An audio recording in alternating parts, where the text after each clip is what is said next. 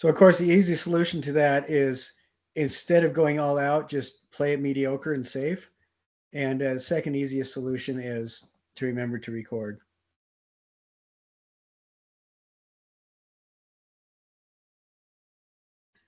All righty. Okay, as of last night, everything that I received was graded. And I see that more people are turning stuff in, which is exciting. So I will continue to get everything at least once or twice a week, get everything that I have in done. There's a couple things I wanted to talk about really quickly. One is making sure the stuff is turned in. I had a conversation earlier today with somebody who stuff wasn't, they were really concerned because things weren't turned in and stuff. And the grade is, I find that if you are willing to do the work and turn stuff in, you always get it. Oddly enough, you always get a better grade than when you don't turn anything in, because then that becomes a 0. But I want to say this on the video for everybody, and hopefully this will help some people. And if you want to do this for the rest of the term and for whatever backdated things you need to do, that's fine. If you want to do your weekly reflection as a video essay instead of writing it, I think that will be fine. And listen very carefully to the format that you'll need to do. What you'll need to do is set this up on a Teams call so you can record it, or something similar. You're going to record a voiceover with the image or images that you are applying the 4 tools of artistic critique to. And the way that this will look is you will show the image on screen and say, this week the module talked about Oceania or whatever, or Carolingian Renaissance or whatever. And I found this image and I wanted to apply the tools of artistic critique to this image. You'll apply the tools of artistic critique. The video will need to be at least 3 minutes long, which is not hard at all to do. And then at the end, you can say, hey, I just used the materials that were in the lesson. Or if you did use outside stuff, you can type that out as a separate document and attach that to the discussion, or show a screenshot of that typed out in correct MLA format. MLA format is not a link to a site.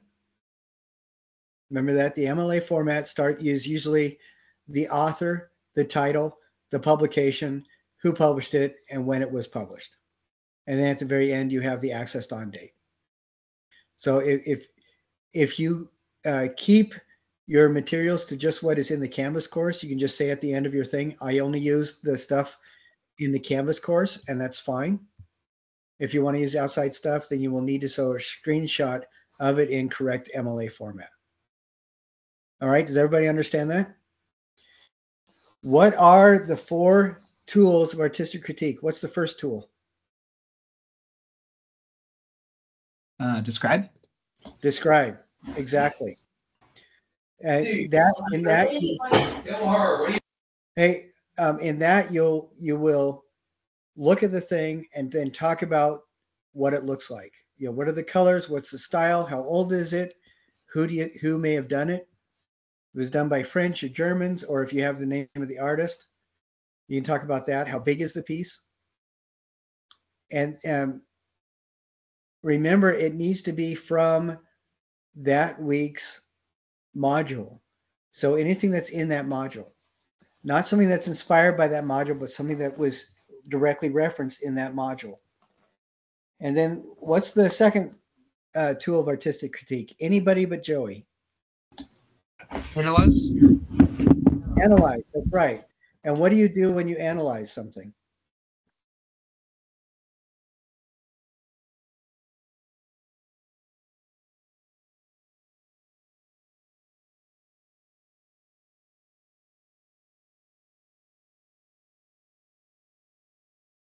You look at the work and try to figure out what the artist did to achieve certain effects. Yes, exactly. And that's it. If you talk about that for a minute or so, about the different aspects of it, that's great. If it's Carolingian stuff, maybe you talk about how they did the detail in such a small area, or did they do watercolor, or was it carved, and talk about the tools they might have used and how careful they were. What's the third step? Anybody but Mark and Joey. Interpretation. Interpretation. And what are you doing when you're interpreting the work? You're saying what it makes you feel or what it makes you think of. You're interpreting what its meaning. Yeah, and would also be where you bring in the context of who made it.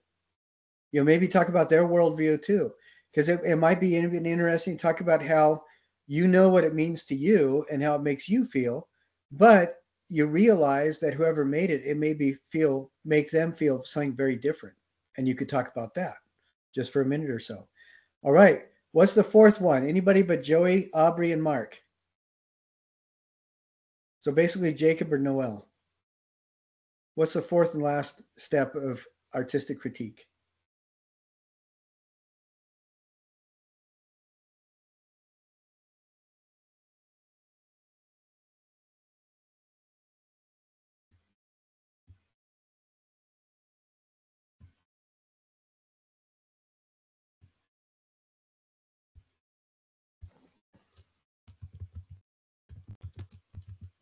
Wasn't it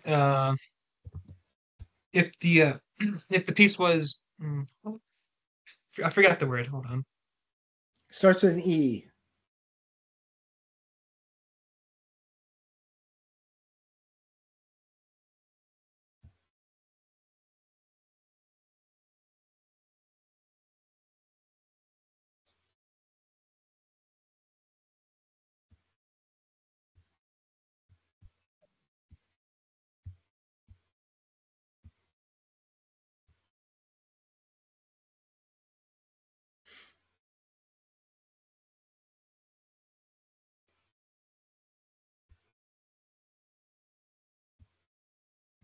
Evaluate. Evaluate. That's exactly it. Was it successful? Most of the art that we look at, whether or not we like it, in this class, since it was made almost 1,000 years ago or older, on one level, it is successful. Just because it's lasted so long. But is it successful in that it talks to you, or you like it, or was it valuable to the people that used it? Any of those kinds of things. So again, for the rest of the term, catch up on your weekly reflections by doing video essays in that format we just talked about, which is record yourself on a Teams meeting with just yourself, screen sharing the image that you're looking at. Remember, that image must come from the weekly module that you're doing your weekly reflection on. 2, you talk about each of the 4 tools of artistic critique one after another as you look at this image. So nobody ever has to, I don't have to see your face. Nobody has to see your face. And those 4 tools are describe, analyze, interpret, and evaluate.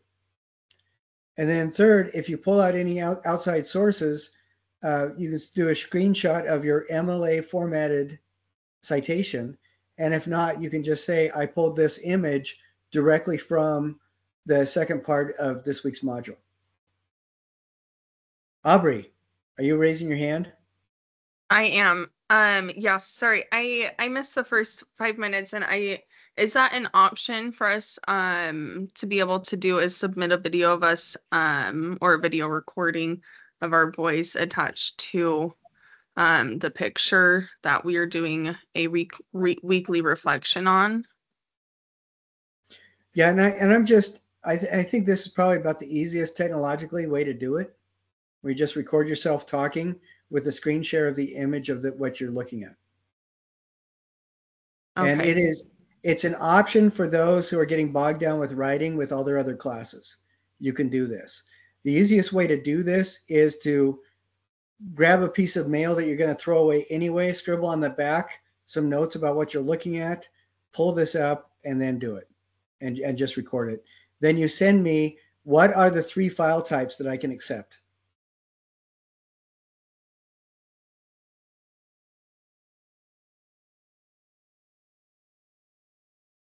Anybody remember for videos?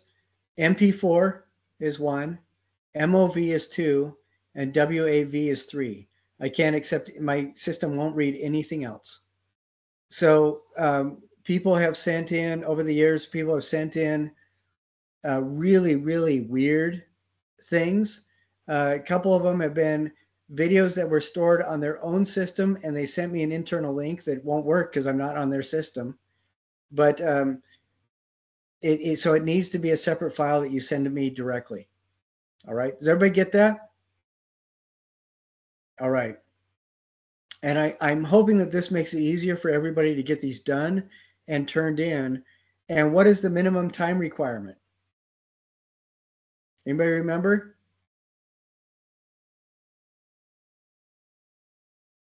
It needs to be Is at it 3 to least 5 hours? 3 to 5 hours. That's it. Exactly. Jacob, if you send a 3-hour video talking about one piece of artwork, first, I will make an award. I will make a trophy just to give to you and bring to your house. But second, you will fail the assignment.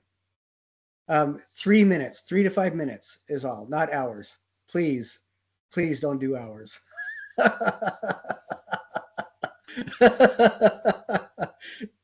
Oh, geez.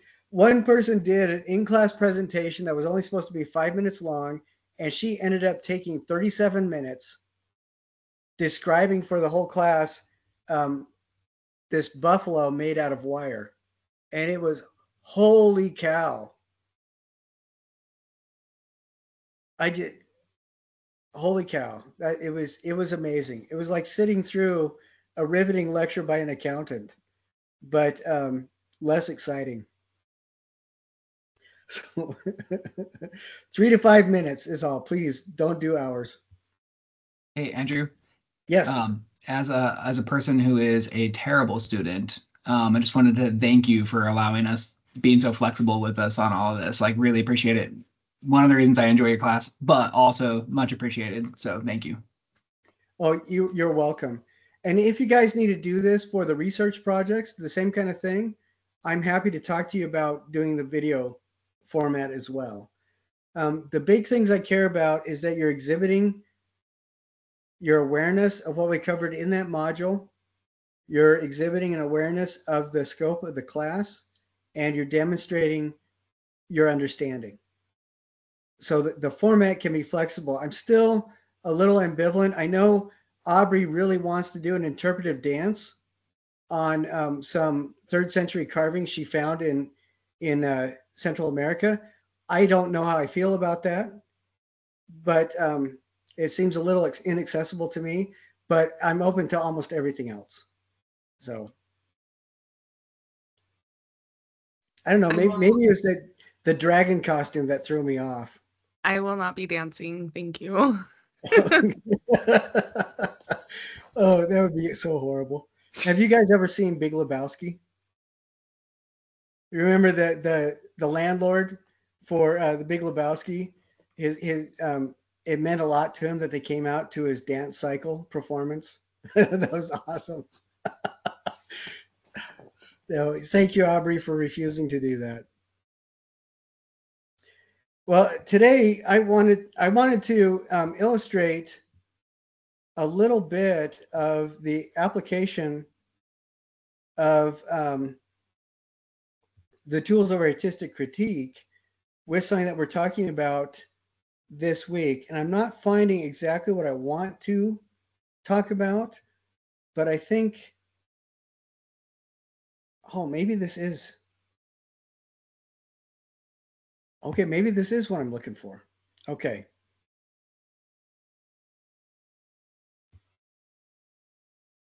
Okay, give me just a second here to get to it.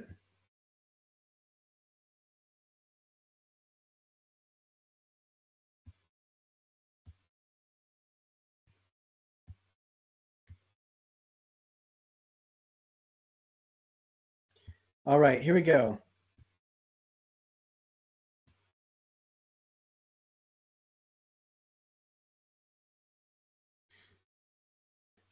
Okay, applying the tools of artistic critique to a piece of art. This is Rodera, one of the rarest and most misunderstood of the Toho kaiju. And now I will describe this using now I will apply the 4 tools of artistic critique. First, the first tool is describe. Okay, now this is a movie monster that is supposed to be 80 feet tall.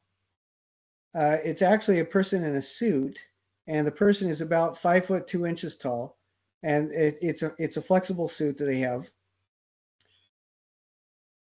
So the size, it's designed to be presented a lot larger than it is, which I think is kind of interesting. But the predominant colors appear to be green and silver with a little bit of pink and some yellow. The green areas seem to have this bubble texture that almost looks like rubber eggs cut in half and then glued on. So it has this really odd bumpy texture right here in the body. And then on the head, there's this, this thing that looks like a head area.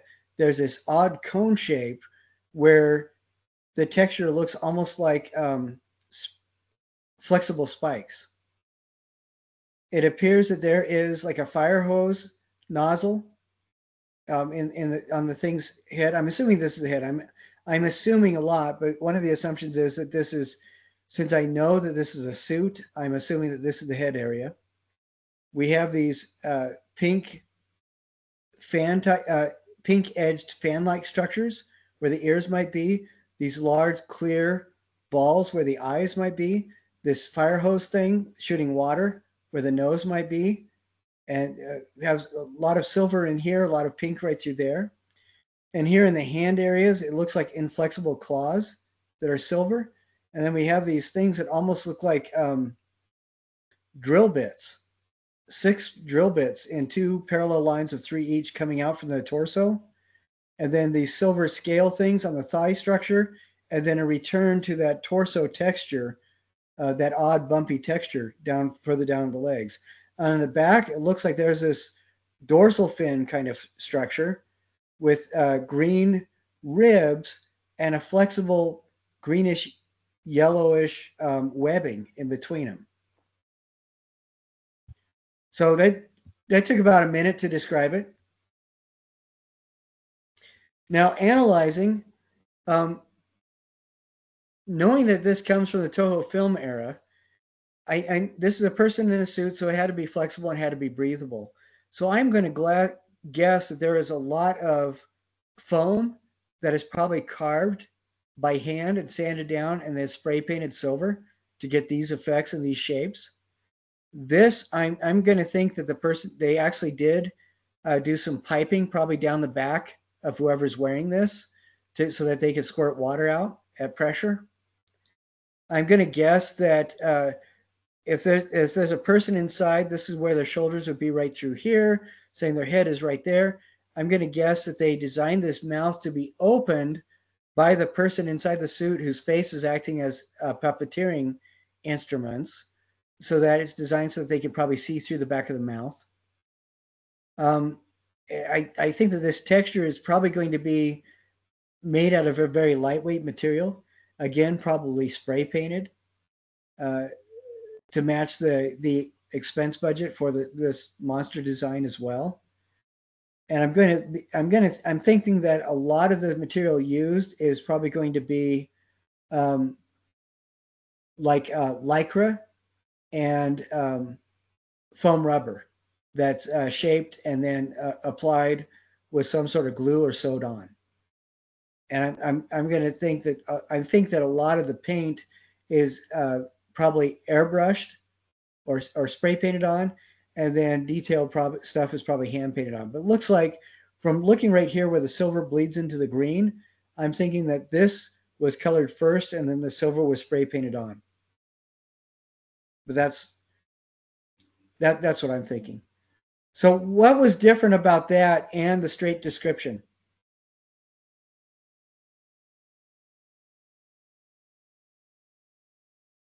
The difference in analysis, you are going into how it could probably have been made. Yeah, pretty much. I'm staying with my description, but I'm talking about how possibly they could have built it. Now, for interpretation, the Toho film era was uh, early 60s into the mid 80s, and they're actually still going strong. They're the ones behind the newest Godzilla films. They're one of the executive producers, and they're still producing. Even though we have Godzilla films for American consumption and Western consumption, there's still Toho is still producing Godzilla genre films, kaiju films in Japan. But from the quality of the film, the still, I'm going to guess that this is probably going to be late 60s, early 70s. That's what it looks like. At that time, a lot of Japanese fantasy entertainment was thinly veiled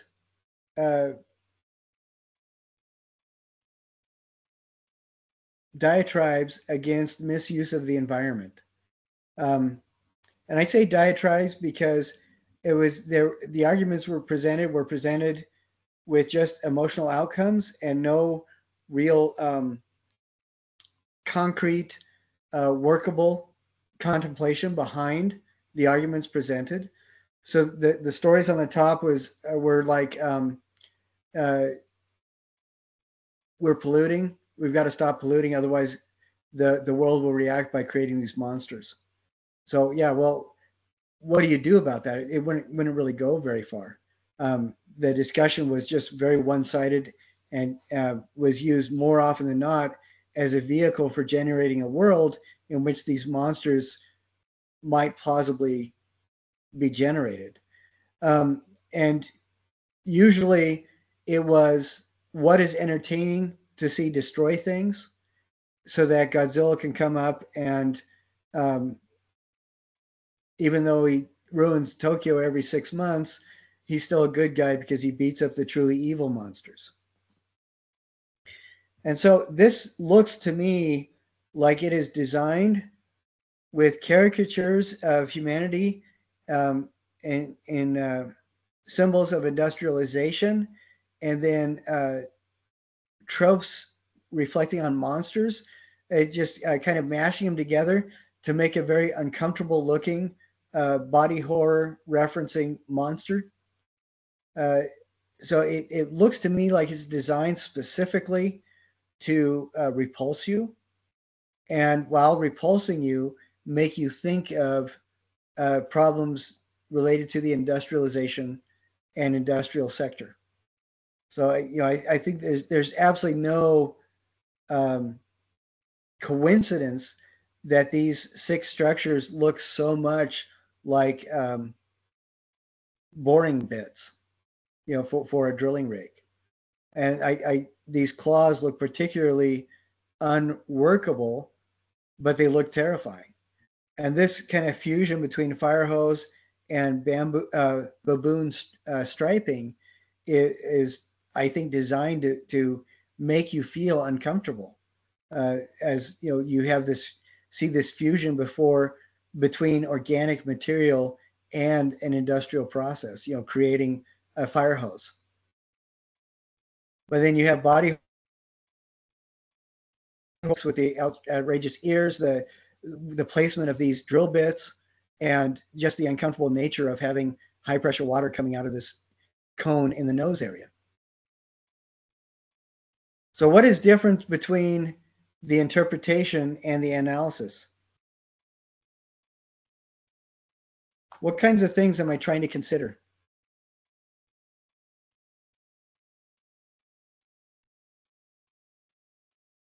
Seems like you were looking for like metaphor, like symbolism, what's being communicated. Yeah, and that's a good time to go into maybe the context of whatever it is you're looking at, if you happen to know it. If you don't know it, that's fine. Like Aubrey says, you could just talk about how it makes you feel, and that's completely fine. The last step is evaluate. Well, I have no idea what the proceeds were for this particular film. And this monster, I'm going to be willing to bet that none of you have ever seen this before, even if you're a fan of Godzilla. Am I right? Has anybody seen this monster before? No. And it's Rodera is his name. So as longevity, as an icon of pop culture, not successful at all. But if it is designed to be entertaining in a movie that is not designed to change your life, cause you to go to see the error of your ways and become a new person, but it is designed to be entertaining so that you could spend $1.50 and buy a bucket of popcorn with your date at the movie theater, I think this is successful. It does cause you to pull away in discomfort. It does cause a visual reaction. Is that true? Looking at this monster, is it repulsive? So I think it's completely effective in repulsing people. This is probably not something that I would show filling the vision of view, the field of vision of any toddler that I wanted to try to get to go to sleep. You know, that's probably not. I don't think that I'd want to see this thing in real life, but as for what it is, as part of the Toho film stable, I think it's completely successful in that, and not very successful when it comes to pop culture longevity.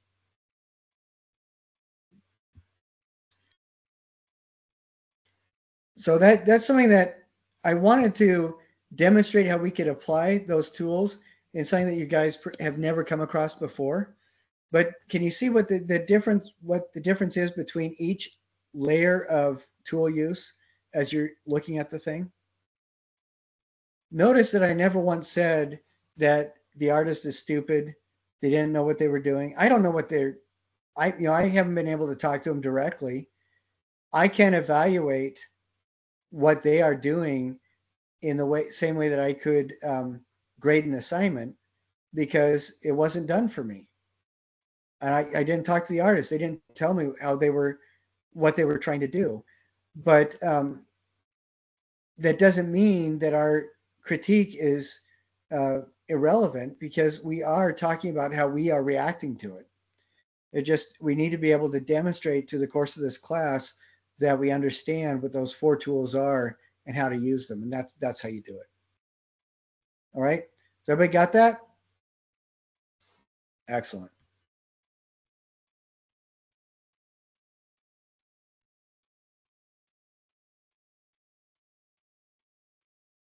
Okay, now we are going to go into another era of our area of the world, another era of time. I'm going to do screen sharing, so if you need to talk, please just go ahead and turn on your speaker and say something, because I can't see hands raised. Now, what we are talking about, again, we're staying within the parameters of prehistory to 1350.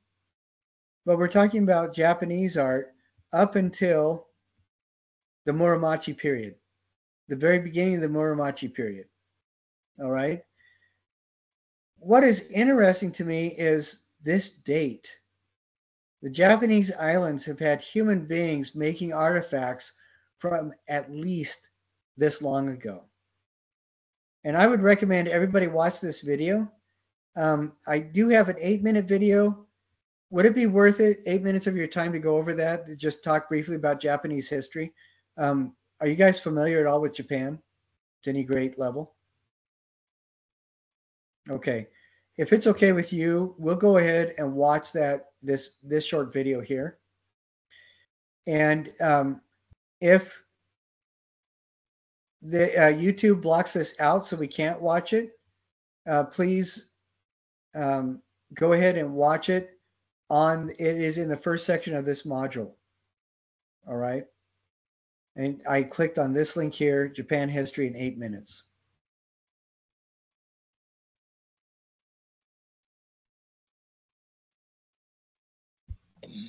The gods dipped a spear into the sea. The drops falling from its tip formed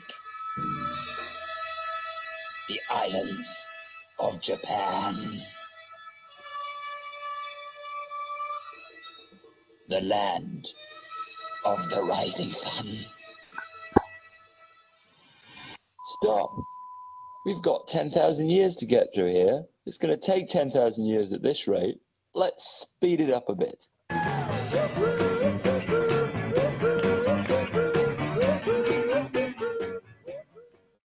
Japan is a long, narrow island country with many mountains and a limited area of habitable space. This naturally forces many people to live in a relatively confined area. Here they are in a city, here they are from the perspective of a midget, and finally, the perspective of a cat. People began living on the Japanese islands on Tuesday, 100,000 BC. Until 14,000 BC, nothing really happened. Then, suddenly, pottery! The Jomon era had begun. Jomon refers to the rope-like pattern found on many pots and figurines from this era. The people living in the Jomon period were essentially hunter-gatherers. They may have done some farming or something. I don't know. Nothing really happened again until about 1000 to 500 BC when suddenly... rice! The Yayoi period saw wet rice farming people probably from China or Central Asia sweep into Japan through the Korean peninsula or the Ryukyu Islands. They brought an agrarian society to Japan and either mixed with or forced out the native Jomon population. Rice farming requires intensive group labor and cooperation in order to produce a large yield. Next, Kofun. By about 250 AD, various strong local clans called Gozoku developed, the strongest being the Yamato. Local animistic folk religions, now collectively called Shinto, also flourished. Chinese characters were slowly being introduced by immigrants from Korea and China. The Asuka period, from around 538 AD to 710 AD, was a great period of intellectual reform, and saw the first uses of the name Nihon to refer to the country. Buddhism came into Japan through Korea, and greatly influenced one of the great minds of Japan, Shotoku Daishi. Prince Shotoku was also well read in Chinese literature and wrote a 17-article constitution based on Confucian precepts in order to bring peace to Japan. Some excerpts are as follows. Harmony is to be valued, and an avoidance of wanton opposition to be honored. Decisions on important matters should not be made by one person alone. The skillful use of chopsticks is to be complimented. The Nara period from 710 AD till 794 AD saw the... Now, I just want to say right here, I love the fact that in the earliest Japanese constitution, they said the skillful use of chopsticks should be commended. I mean, can you imagine how that would change the fundamental behavior of our politicians if we included complimentary wording like that in our constitution? I think that'd be awesome. Anyway. Capital moved to Nara, and the further importation of Chinese culture among the upper classes. Buddhism began to take root more deeply. Most of the population lived in villages and still followed native animistic beliefs. National identity was solidified, and the Kojiki and Nihon Shoki were written as histories of Japan. In the Heian period between 785 and 1185 AD, the capital was moved again, this time to Heian-kyo, if you're clever, or Kyoto, if you're not. The Fujiwara clan rose to prominence. Kukai and Saicho, two Buddhist monks, brought the Shingon and Tendai sects of Buddhism to Japan. Hiragana and Katakana were created around this time with a very clever Irahano Utai, using one of each to lay out the whole syllabary. Literature flourished, and the Genji Monogatari, the Pillow Book, and some other stuff was written. Government power began to be decentralized, and the warrior class began to appear. In 1185, the Kamakura period started. Minamoto no Yoritomo seizes power. Ikuni tsukuro! The disunity and violence of this period affected a surge in the popularity of Buddhism, and many new sects appeared. Eisai brings Rinzai Zen Buddhism and green tea into Japan. Pure Land Buddhism is introduced by Honen. Later, Dogen Zenji brings Soto Zen Buddhism to Japan. Zen is said to have been popular with the samurai class for its direct experience approach and lack of reliance on verbal communication and written teachings. Lots of infighting and 2 Mongol invasions followed. Both were repelled, but destabilized the government. The Kemu Restoration saw the Emperor Go-Daigo back in charge for a few years. Not for long. The Muromachi period from 1336 to 1573 saw Ashikaga Takauji depose Go-Daigo. Regional constables gained power and would later become daimyo. These daimyo directly controlled the land and kept presence in permanent serfdom in exchange for protection. There was a period of artistic innovation affecting architecture, literature, poetry, the tea ceremony, landscape gardening, and flower arranging. Many small localized wars broke out all across the country, eventually plunging the whole country into a full-scale civil war by 1500. The Sengoku Jidai had begun. Western traders turned up... Okay, that's all we need to go to. I do think it's interesting that 1500, the end of the 16th century, saw the emergence of the first black samurais, there were a couple that were really there. So I don't know if you guys ever see Adult Swim, on Cartoon Network or anything like that, but there were black samurais during the Renaissance period, which I think is kind of cool. Anyway, so that's a brief rundown of Japanese history for you.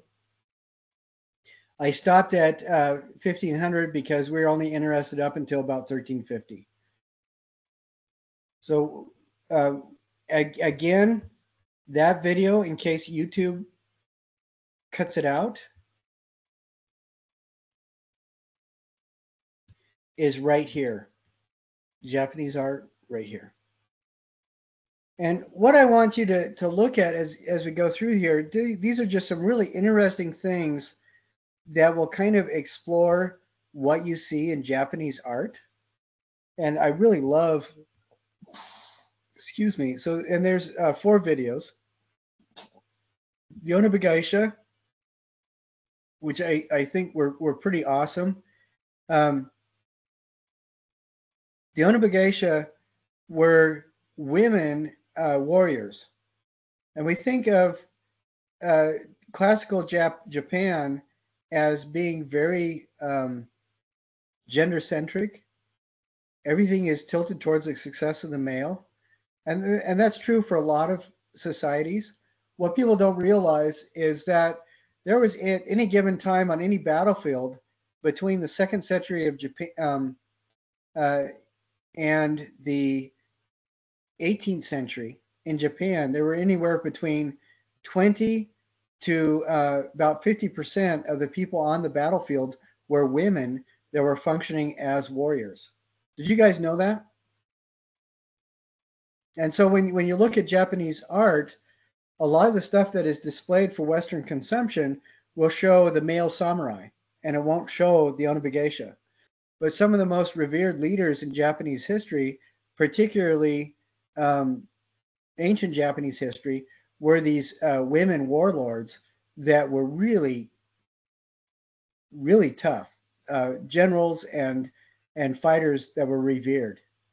There were fighting styles named after them. Just really amazing people. And Kabuki gets its start right towards the end of the time period that we're reflecting on. And Japan is also has in their cultural history a 3rd gender, and it's the Onagata. The Onagata gender is Kabuki theater began around 12th century or so as just a cheap way to entertain people.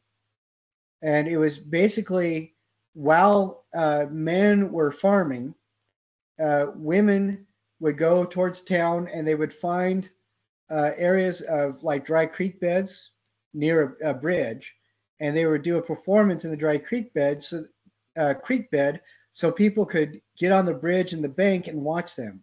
And then they would throw coins at them or give them food and things like that. And it was started by women, and they would dress up as men, women, monsters, celestial beings, everything, political figures. And since they were women, culturally, they weren't responsible for doing anything. You know, they could say pretty much whatever they wanted and get away with it. And so Kabuki theater very quickly became something that the ordinary people loved because it dared to make fun of everything that terrified everybody else. Officials trying to lock it down, they knew that it was popular. There would be a revolt if they shut it down completely for the real reasons that they wanted to. So they decided to make performance by women illegal because they claimed that would bring out prostitution and make prostitution unmanageable. So Kabuki then became only legal for men to perform.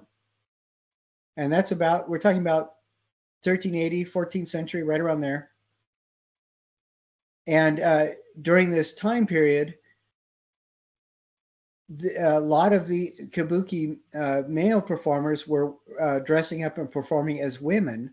And when you see woodcuts from this time period, Muromachi period, and a little bit earlier, all the women that are in the Kabuki plays are actually played by men.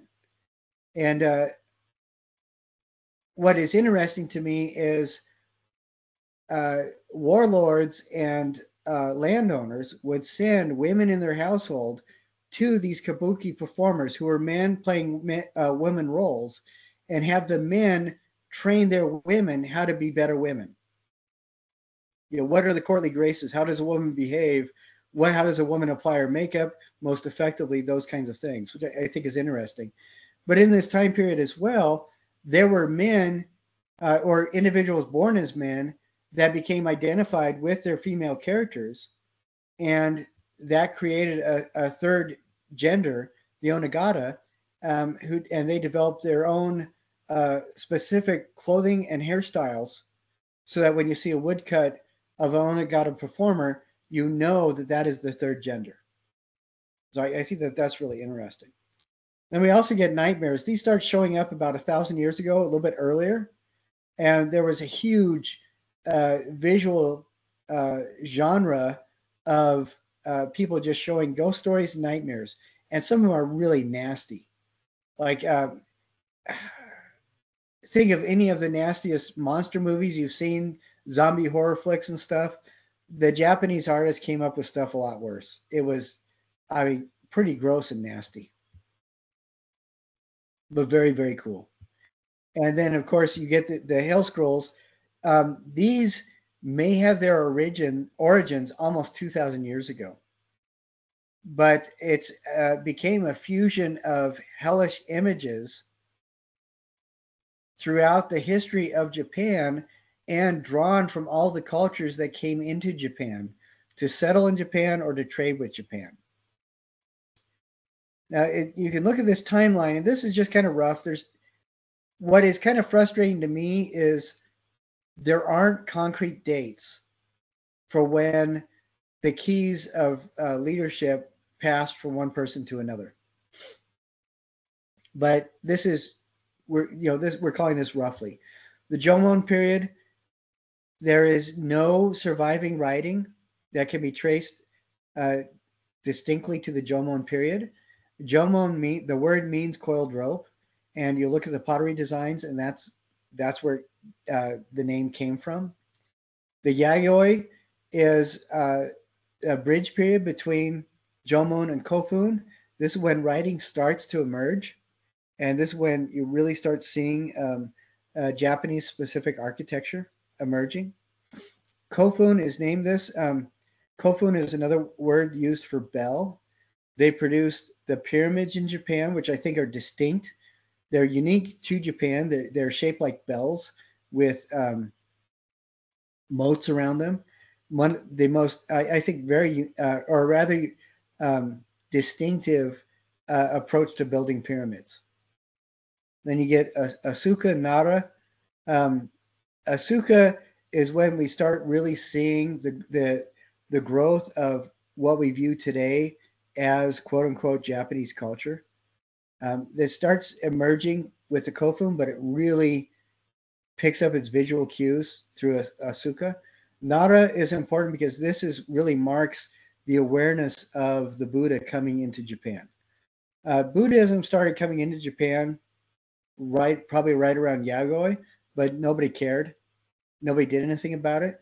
Then you start getting Buddhist masters emerging during the Asuka period.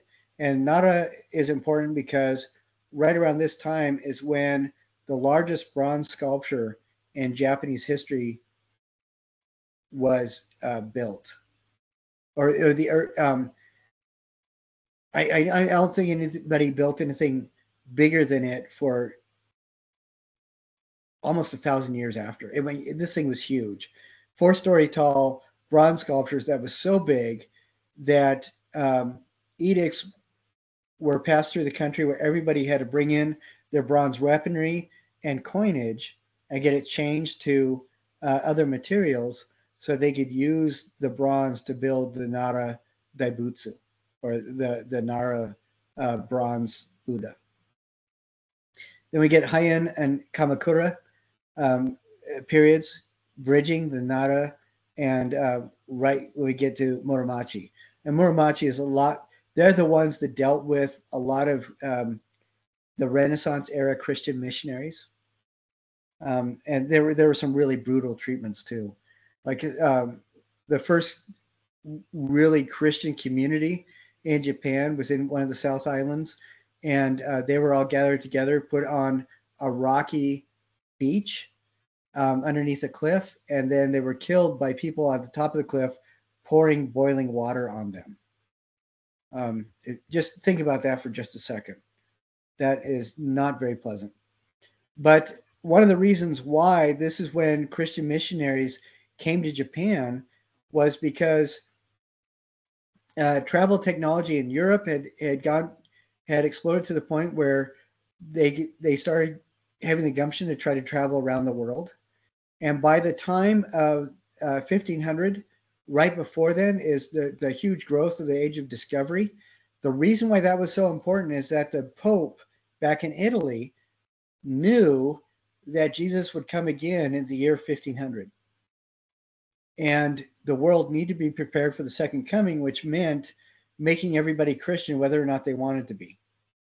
And so that was a huge incentive for Isabella and Ferdinand to forcibly colonize the Americas, as well as other groups like the Portuguese to go around and colonize different areas and go over to Japan. And so it's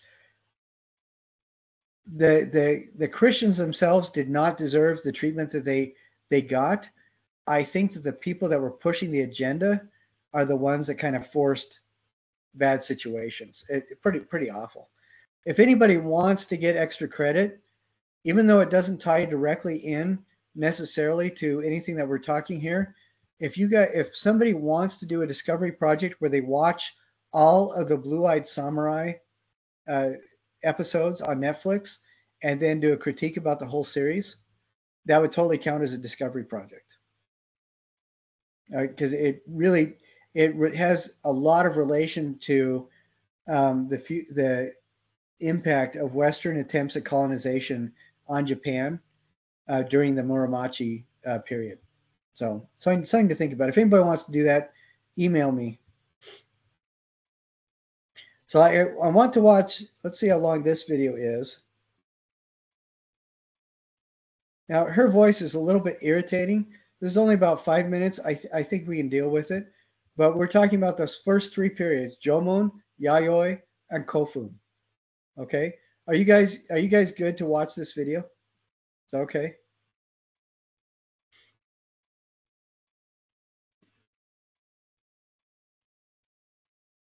We're kicking off a whole series of videos about Japanese art, and we're going to be covering everything from Shinto shrines to super flat. So let's start off with the very beginning with the Jomon period. The Jomon period, meaning straw rope, lasted from 10,000 BCE. Okay, can you guys see why this is called the rope culture? Yeah, it looks like rope. Yeah. How do you think they made that texture?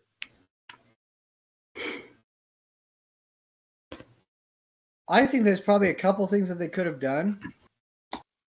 One is they could have made snakes with the clay and applied that, or they also could have made some sort of a tool to scrape things away to get that texture. Either way, it is really interesting because when you look at the Jomon pottery, a lot of it has this distinct kind of feel. We looked at other kinds of pottery where it looked like the Oceania cultures. It looks a lot like some of the stuff we saw with the Harappans. You saw that? I think the Jomon is the only other cultural work that I've seen that looks similar, that reminds me of it, is some of the Yoruba kingdoms produced some really interesting stuff that was similar. To 300 BCE. While the origins of the Jomon period is disputed, they were nomadic hunter-gatherers who later practiced organized farming and built simple houses of wood and thatch set into shallow earthen pits. They're thought to be ancestors of the Ainu people who live in Hokkaido. They're known for these decorated pots which get these patterns by imprinting rope onto wet clay. The earliest pottery were smaller, round-bottom bowls that may have been used for boiling or storing food. They were made from coiled clay and fired on an open fire. Later, when people began following a more settled pattern of living, The vessels increased in size and became more elaborate in pattern and design. For example, this is a Middle Period jar, which is very ornate in style, called flamewares. The scalloped edge becomes more exaggerated with thick grooves and curls. However, by the end of the period, the vessels become less flamboyant. The bottoms went from round-bottomed, which is suited for burying into the ground, to flat-bottomed, which is suited to place on a flat surface. They also created clay figurines called dogu. The purpose of the dogu is unknown, but some scholars theorize that they acted like effigies or religious fetishes. Okay, I'm going to just pontificate for just a second. The Dogun, I really love these sculptures. And they look to me like they are human forms. Some of them are ostensibly masculine, some of them are ostensibly feminine. This is a feminine one, this is a masculine one. What is the difference?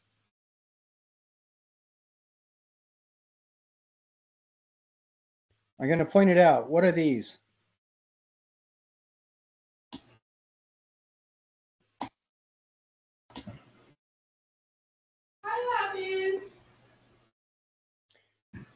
Anybody see what I'm pointing at? Yeah, those are breasts. Yes. And they do not look very anatomically correct as human beings, but the Doguns, you do see things like this. Sometimes you will see phalluses on the male, and a lot of the times you will see breasts on the females. What is interesting to me is it looks to me almost like people wearing clay pots over their heads. What is frustrating to me is that these are interpreted to be spacesuited figures by some people who really want the ancient alien hypothesis to be real. What frustrates me about that is, for comparison, they are using our contemporary United States manufactured spacesuits. What is the problem with that? If you're looking at something that's 6,000 years old, how can you interpret it by comparing it to something that's contemporary and saying that's what it is? You can't. How on earth can we even tell what the frame of reference is? And is there any shared frame of reference beyond our anatomy and biology? There's really none. So I hate it when they use words like effigies, because that makes that implies that this is a ritualistic, primitive, thoughtless, lowbrow religion, that these are artifacts intended for, just mindless worship. And that aggravates me, because you look at the detail done in this. I mean, this is something that you would do for your children that you really, really love, and you want to give them a doll that they're going to keep forever. Or if you're investing a lot of time into something that's sacred and important to your family, this is what you do. This is a time period where a lot of cultures in the world practiced veneration of ancestors, where a lot of care was given to showing proper respect to the people who came before. And that's the kind of thing, this intellectual process of showing that you care and expense of all that energy, that's what I see. I don't see shallow, ill-thought, mindless religion. Does anybody concur with that? Or you guys, okay. Yeah, just imagine the amount of, they're hunter-gatherers, the amount of resources that it would have taken to harvest clay and to make these. Honestly, I'd have a hard time doing that right now. Yeah, with all the stuff that we've got right now. And these guys did it. I think they're absolutely beautiful. Many appear to be female with breasts or large abdomen, suggesting that they were associated with pregnancy or considered a mother goddess. The Yayoi period, meaning early spring, lasted from 300 BCE to 300 CE. This period was... I want to point out really quickly, too, this is an artist's reconstruction of the material that they have found in actual Yayoi sites. What other things have we looked at that this reminds you of? Or does it remind you of any other structures we've seen?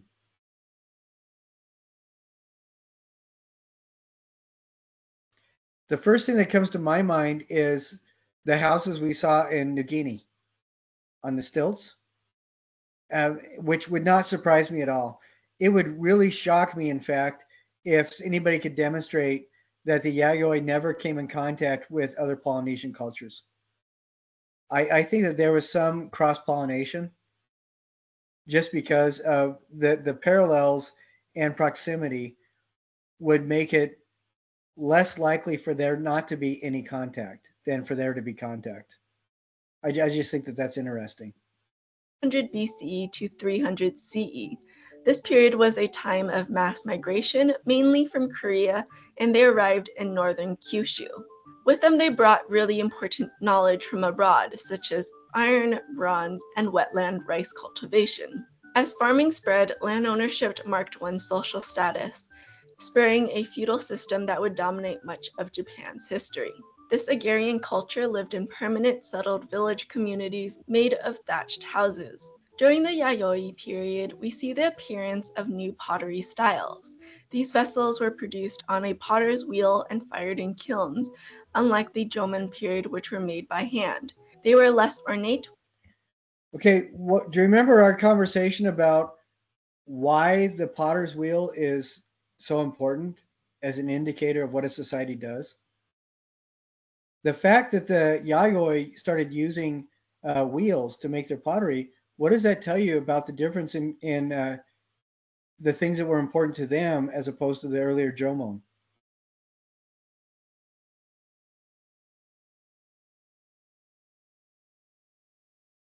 With the Jomon making coil pottery or slab pottery, you can do that while you're traveling around. But with a potter's wheel, you've got to be dedicated to what you're doing. You have to have the technology to set it up, and you aren't going to be in a position where at a drop of a hat you can go do other jobs. You're going to be dedicated to what you're doing. And which means that the pottery in this case was important enough to the culture at large that they could support an artist to do this. And I think that's pretty cool. You can still see reflections of the Jomon geometry, but the way that they did this is a little bit more reflective in my mind to what we saw with the Oceanic cultures and with the Harappan stuff. And again, I don't think it's because these guys traded all the time or knew each other really well. I think this is an illustrative of an outgrowth of where their society was and what their society valued. With smoother surfaces and practical functional shapes. Jars which were made for storage, larger jars for cooking, and high-footed vessels were used to make offerings. More elaborate were the bronze ceremonial bells called dotaku. This is the thing that's amazing to me. You get and old cultures that do bronze. Bronze is pretty sophisticated, and this kind of level of work is pretty astounding. Often decorated with geometric patterns, and even some have representations of domesticated animals and scenes of daily life. As the Yayoi population grew, society became more stratified. What does this remind you of?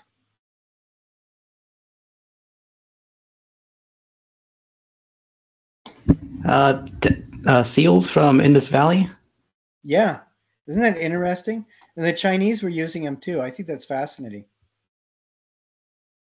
And complex with distinct social classes. Prestige objects seem to have been traded among chiefs, and clan nations developed.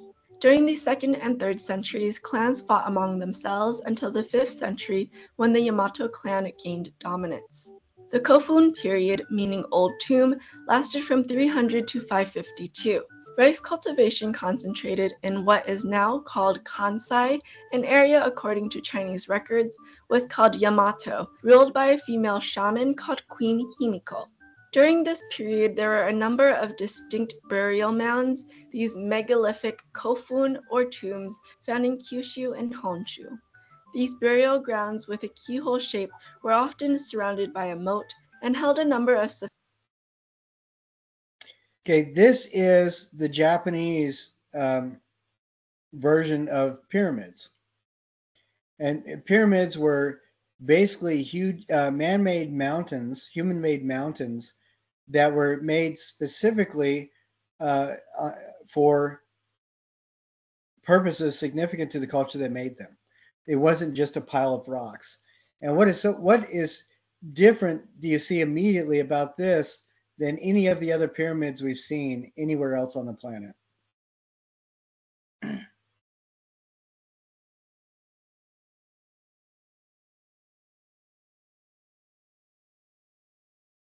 Much smaller. It's much smaller. Yeah, definitely. The other thing that I see right away is that every other pyramid would be four-sided. And this is shaped like that with a moat around it. And all these are designed with moats around them. Some of them still have water in them, some of them don't. But it's just really interesting. So if you go to Southeast Asia, that's where we saw a lot of the pyramid structures with moats around them. A lot of pyramids around the world don't have moats around them. We also see that in Mesoamerica. There are communities that will have moats around the pyramids, but most don't. I just think that the structure itself is really interesting. Sophisticated artifacts like bronze mirrors, armor, swords, and jewelry. Unglazed pottery figures called haniwa were buried under the circumference. Haniwa are clay representations of animals, objects, and humans, and were erected outside the tombs. Legend has it that haniwa were created when an empress who disliked the custom of servants and maids following their master in death ordered clay figures in place of sacrificing living beings for her burial mound. However, the earliest haniwa forms found were simple cylindrical forms used like stakes to hold the burial mound in place. So the authenticity of the story is questionable. After a while, these plain cylinders were decorated to various forms, like horses and human figures, taking on a more religious or symbolic meaning. These tombs point to a shift from the tribal headsmen to more powerful chieftains or larger domains, as they were able to raise a tremendous workforce to build these enormous mounds. People likely began to form political alliances to form a nation. Excavations of these imperial tombs are forbidden to this day. Thanks so much for watching this very first episode of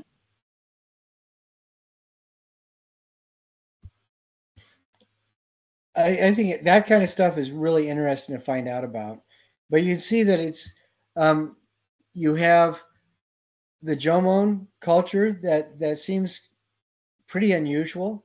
Yayoi, it feels more like something we're a little bit more familiar with that we recognize in a lot of those the Oceania cultures. And in the Kofun, you can see it starts really creating this, building the visual vocabulary that we still today identify as Japanese. I think really interesting.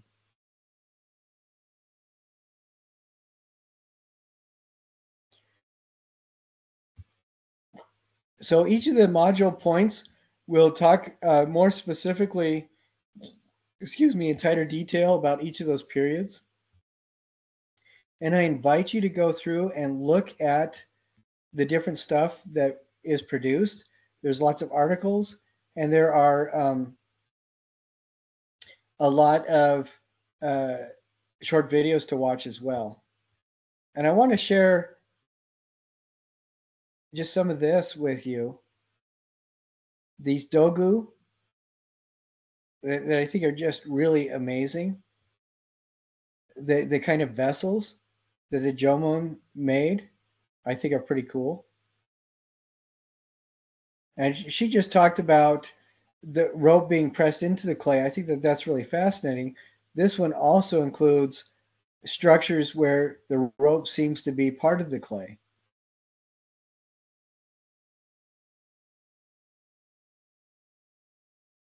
Lots of fascinating stuff.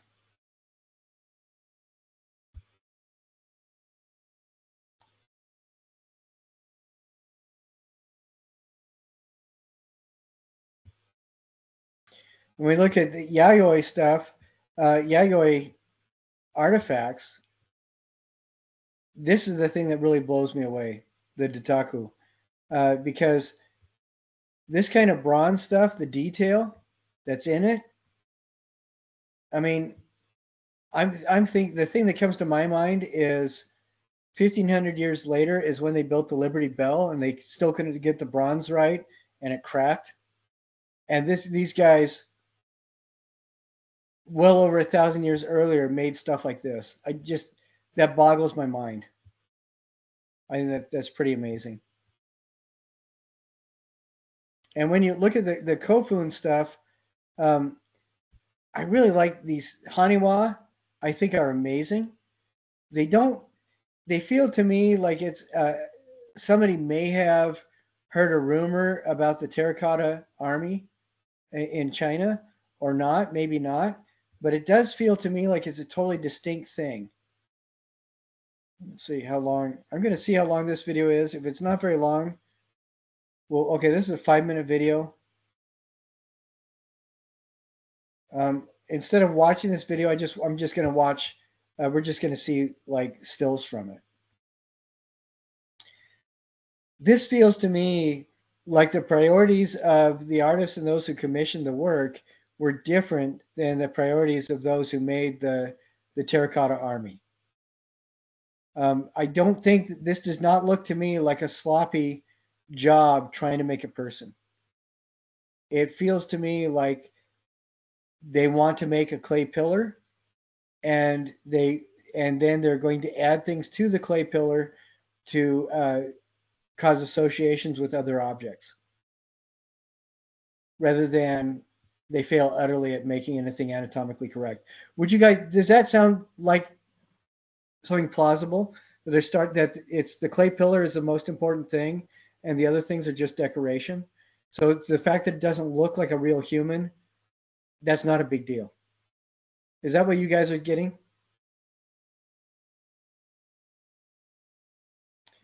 And I think what's really fascinating about these Japanese pyramids is you get this mound, and all the other pyramids we've seen will have a square base, but this is a very distinct. It reminds me more of a bell than but when she says keyhole, yeah, it really looks like a keyhole. Remember, the Haniwa were not inside the tombs for the most part; they were on top and outside. And I love how these are made, because they don't look.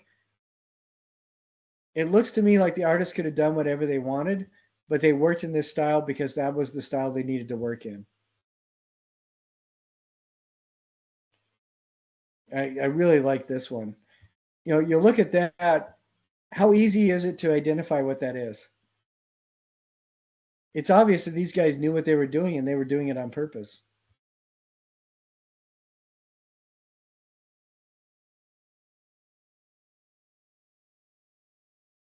And I love this, where you can see remnants of the painting that was on this. That's pretty cool stuff. And remnants of the painting, but you can also see the surface decoration. I think these are pretty amazing.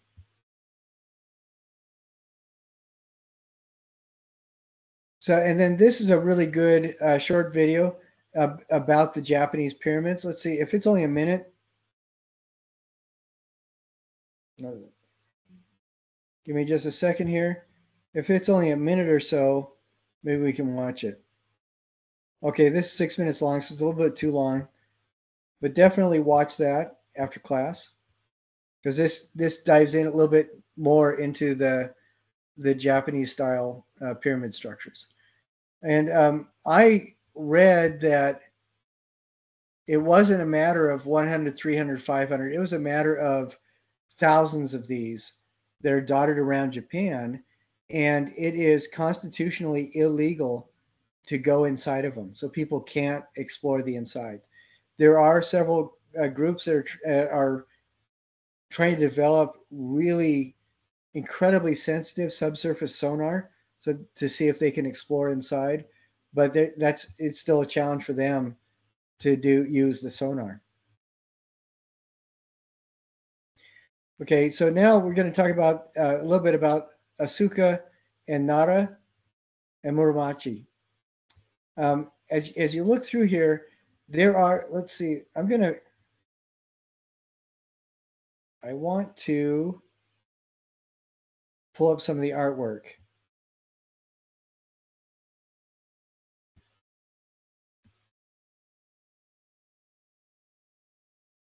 Okay. So we're talking about 1500 years ago. And what these guys would do, one of the things that the Asuka are known for are their bronze plaques. Does this remind you of anything that we looked at in the last couple of weeks? What other culture made?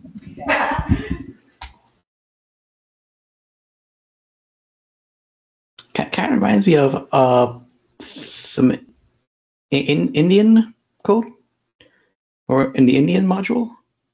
Yeah, we saw some of this stuff with the Mississippians. They did copper plaques. The first thing that comes to my mind was the knot culture, the stuff that we saw with the Yoruba kingdoms.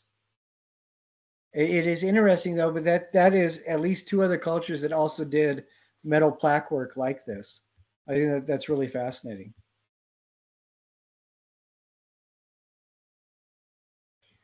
And there's also a lot of painting. What is really sad is Japanese have been using paper for a very long time, real paper artists, but over 1500 years, a lot of the paintings just were not cared for, which is really sad. So there's not an awful lot of paintings that survive from the Asuka period. But it is really interesting, and these characters, these figures, the anatomy used in the visual vocabulary for humans, painting humans in Japanese history, has not changed an awful lot. From this period until the mid 19th century, it stayed almost the same. And I think that that's really fascinating. That means that there is a really strong cultural connection to maintaining structures of identity. I think that that's just absolutely fascinating to me. Because you look at body portrayal over the same time period. We're talking in Europe, we're talking about Merovingian to the late Baroque is the same kind of time period, and depictions of the human form changed quite a bit over that same time period in Europe, but they're still pretty recognizable as the same in Japanese art, which I think is really amazing. So there's some really cool stuff that we can see. Dragons, people. Again, the paintings aren't out in terrific shape. These are frescoes. Frescoes are kind of problematic sometimes, which is really kind of frustrating just because of the chemicals in the plaster. They don't always react carefully the way you want with the pigment paints.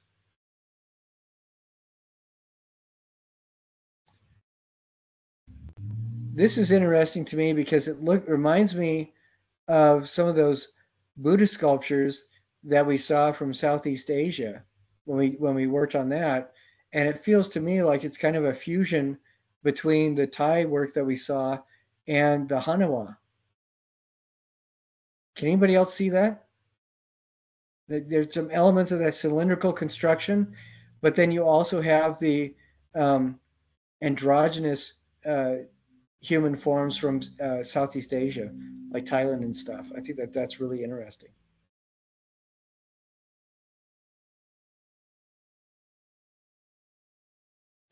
And the Buddha images from Japan are distinctly different than that from Southeast Asia and other areas.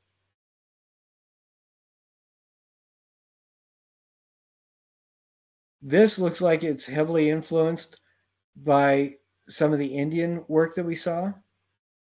The Buddha work we saw from India, and again, like Southeast Asia. I think that's really interesting. You get the really big lobes.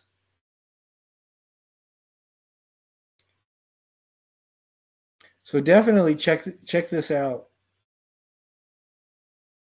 A lot of really fascinating stuff.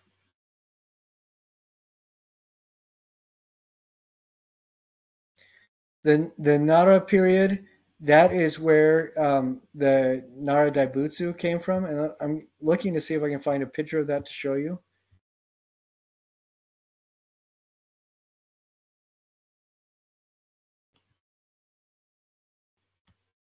Okay, it's this article shows you some really interesting stuff about different mask making and different structures. I made different things that like incense burners and things like that. And I'm going to pull up an image of the Nara Daibutsu and show you this.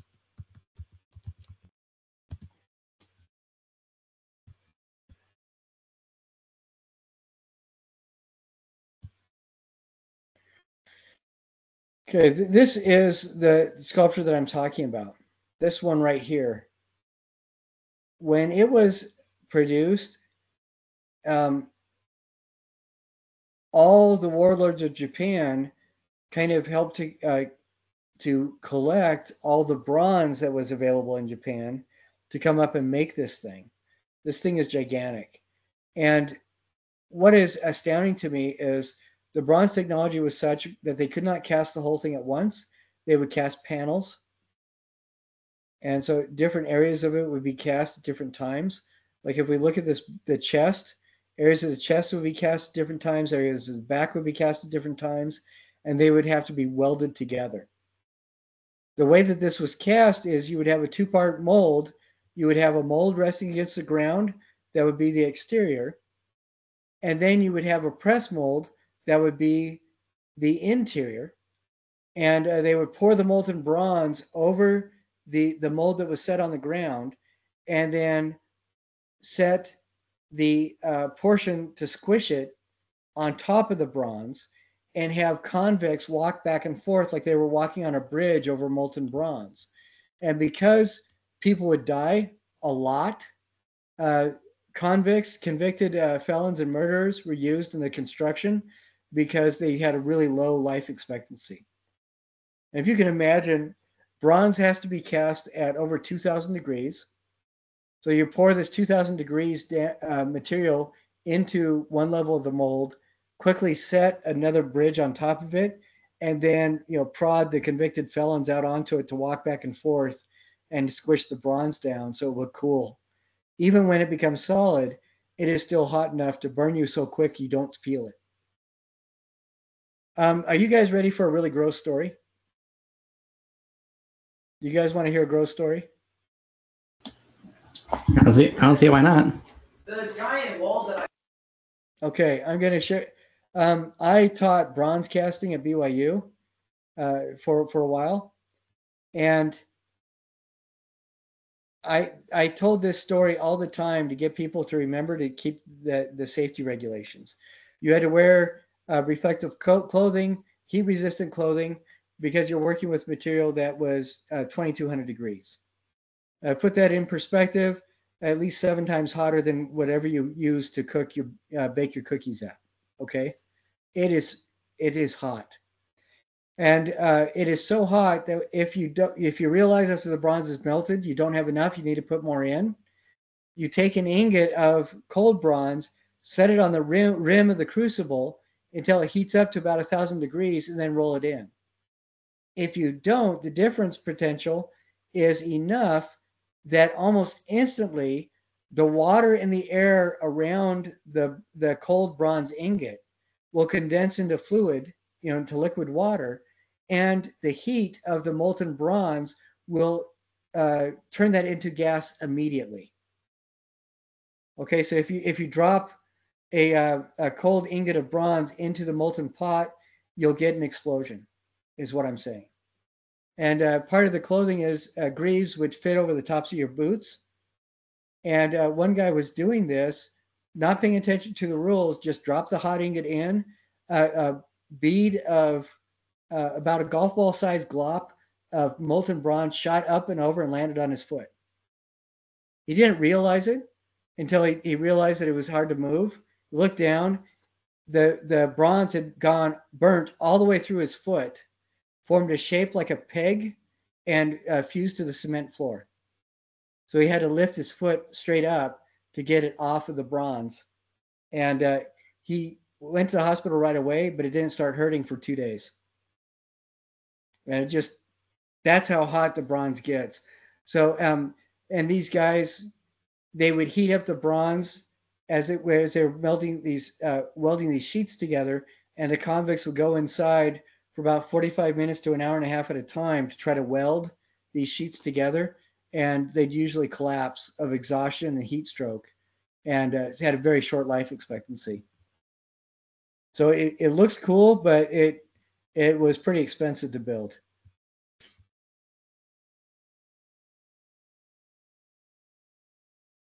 I want to share. This is some other stuff that I think is pretty amazing. And we only have a couple minutes left, so I'm just going to show it to you.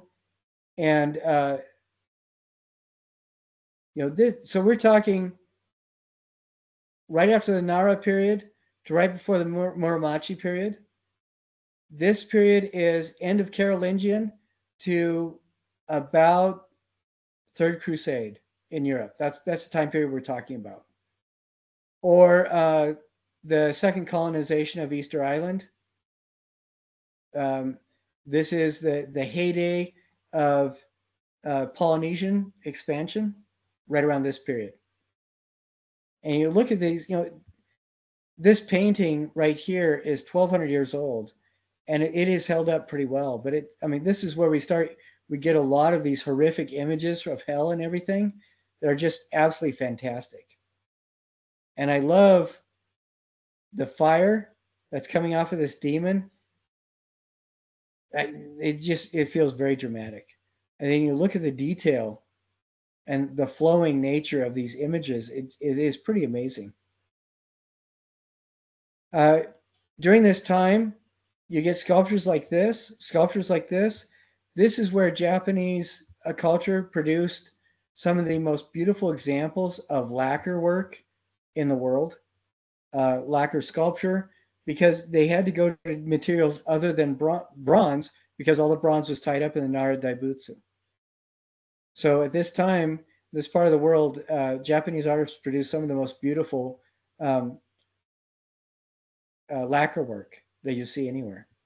And then this is also where we start seeing things, performance art developing and reaching very quickly a high level of sophistication in Japanese cultures. Performance art that we don't see a lot, like this is Japanese tea ceremony. This is where it started. The Kamakura, they brought to us a lot of the societal arts. Like you get the idea of wabi-sabi. And this is the raku being explored as a high art. There's some thought that raku was originally brought to Japan by Korean artists that were actually kidnapped by Japanese warlords. But this is the time period from about 800 to about 1300 where raku was developed as its own art form genre. And then we get the Muromachi period. And this is where, even though you get the Onobugeisha about 1,000 years earlier, this is where we really see the Kurosawa stylized samurai. That's where that culture was really developed. We see things like calligraphy and flower arranging brought to a high art tied to religious observation. So really, really amazing. And talk about the ikebana is the flower arranging. So definitely watch these. And then, of course, even though this is outside of the time frame, if you want to do a report on kaiju, you can, because hell, it's Japan, right?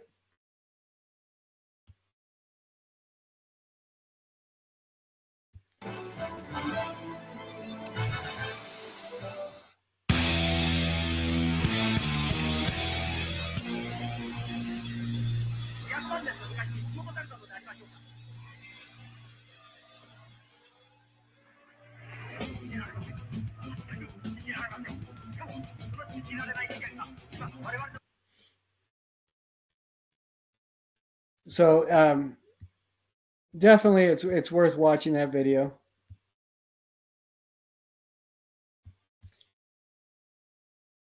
So for this weekly reflection, keep two things before 1350, unless you want to talk about the Toho Studio Kaiju. Then you can do that. So that's the only exception. And this module, that's the only exception. It can't be Matthew Broderick Godzilla. It has to be Toho Kaiju. All right. Does everybody understand the distinction? I hope all of you are culturally acclimated enough to recognize that there is a strong distinction there.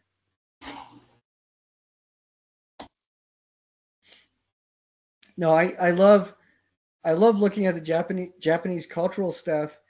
It is so distinctive, I think. I also have in there, you'll see ties to Buddhism and Shinto. Shinto informs a lot of what artists did in addition to Buddhism. Shinto is anthropomorphization and celebration of the elements of the world around you that kind of force a part of you outside of yourself. A lot of the times it's beauty, sometimes it's derision. And the kame are those spiritualized aspects of the environment, the social and physical environment, that are profound enough that they can be anthropomorphized. And so they're not quite gods like we would think of as gods in the Western world, but they can be benefactors. There are supernatural intelligences that can act for or against us, depending on how we venerate or deride them. And some examples of this might be, have you ever been on a hike in Snow Canyon or Pine Valley, and you just stop for a second, look around, and just breathe it in? Have you ever had that kind of experience? What you are experiencing is the Shinto connection with the kame of the area. So the kame may be a particular plum tree. It may be the miasmic atmosphere around a horrific dump site that has been around for 1700 years. It could be an incredibly gorgeous miniature waterfall, or a perfectly preserved bonsai tree that had been relocated into a natural setting 1,000 years before. It could be any and all of those things. It is, but the Shinto is a faith that seeks to satisfy a lot of our spiritual and emotional longings by connecting us with aspects of the natural and perceptible world. And you can see that a lot of these are anthropomorphized into figures that you'll see in both calligraphy and painting, as well as lacquer work. And with Buddhism, it's really has a lot of impact on Japanese art, because when the Buddha first came to Japan over 2,000 years ago, the spirits, the native spirits in Japan, the indigenous kame and the indigenous demons. It's not demons like we think of in the West, but they're supernatural, intelligent beings. Were so struck with the compassion the Buddha showed and his ridiculous integrity that 16 orders of demons were converted to Buddhism just by the fact when they met him. They thought he was an amazing person. And this is why you'll get these demonic images outside of shrines and temples. They're there as demons on behalf of the Buddha, or on the behalf of the order of good, and they're there to scare away the evil. And I think that's really fascinating. So you'll see these depictions of real ugly characters that are designed. They look ugly not because they are, but because it's to tell you that these are non-human entities that do not have your best interests in heart, but they were converted to Buddhism because the Buddha was such an amazing person. I just love that meta perspective on the sociality of religion. I think it's pretty amazing. I'm sorry, I went over a little bit. Any last questions or observations from the stuff we talked about? Yes, when you said Toho monsters, do you mean specifically from the 20th century, or are you willing to accept more recent Toho monster films like Shin Godzilla, Godzilla -1? Look, anything that isn't Guillermo del Toro or Matthew Broderick. Got it. So yeah, Toho is still going strong. They're still producing Godzilla movies today, and you can do yours on that too. That'd be just fine. All right, guys. Well, thank you so much. We talked about doing a video for the weekly reflection. Next week I want to talk about more ideas on if you are feeling overwhelmed with different things, talk to me and we will figure out ways to get stuff taken care of so you don't feel so overwhelmed. All right. But in between now and then, I hope you guys have an absolutely wonderful week and weekend. And I look forward to seeing you next Thursday. Thank you. Thank you.